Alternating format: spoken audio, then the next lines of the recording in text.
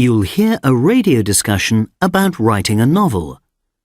Choose the answer A, B, C or D, which fits best according to what you hear.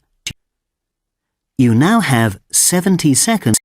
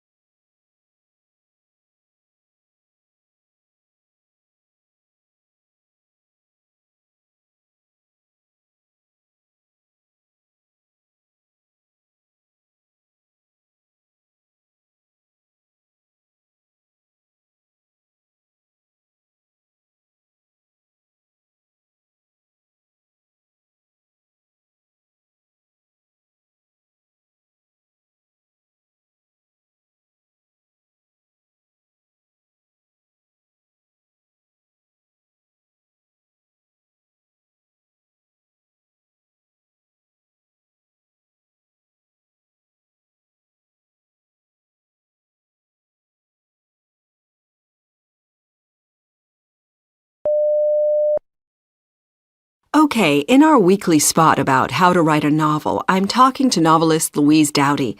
Louise, this week we're talking about getting comments and feedback on your work from other people.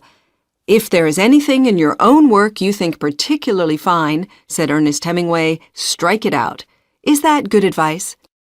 Well, few would-be novelists aspire to be as plain and brutal as Hemingway, I suspect, but his dictum is still worth tucking into a corner of your brain, not to be followed slavishly, but as an antidote to that great curse of the inexperienced novelist, overwriting.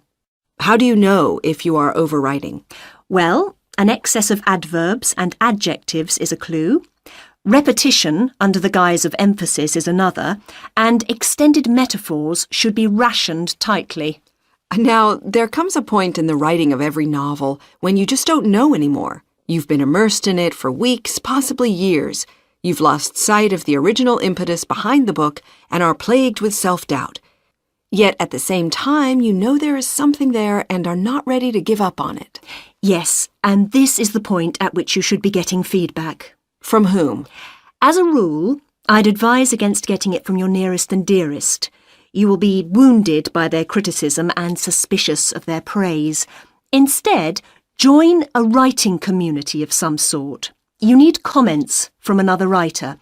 Those who have been logging onto my website will know that such a community has formed there.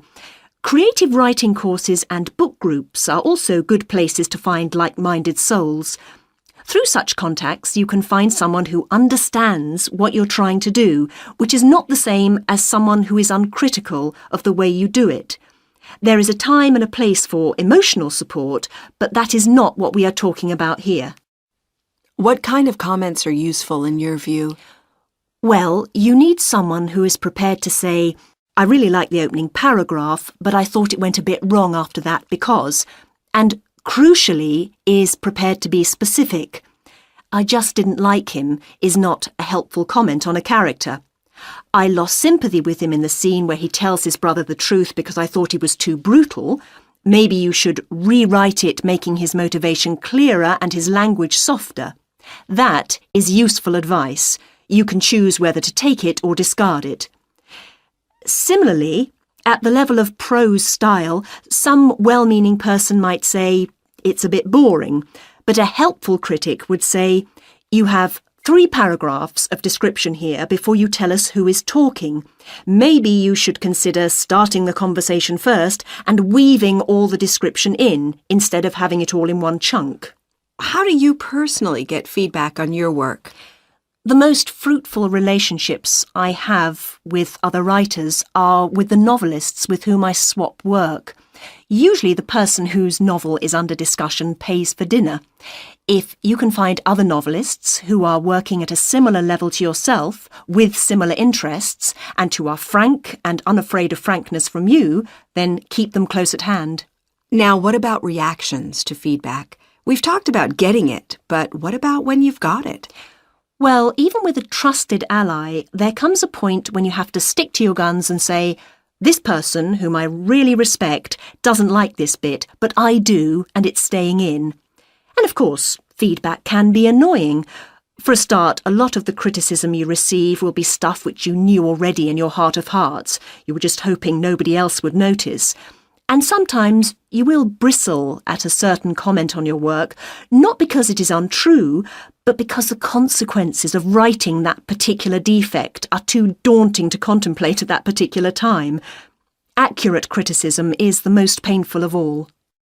On other occasions, you will have a gut feeling that the person reading your work just doesn't get it, or wants you to write a different novel entirely.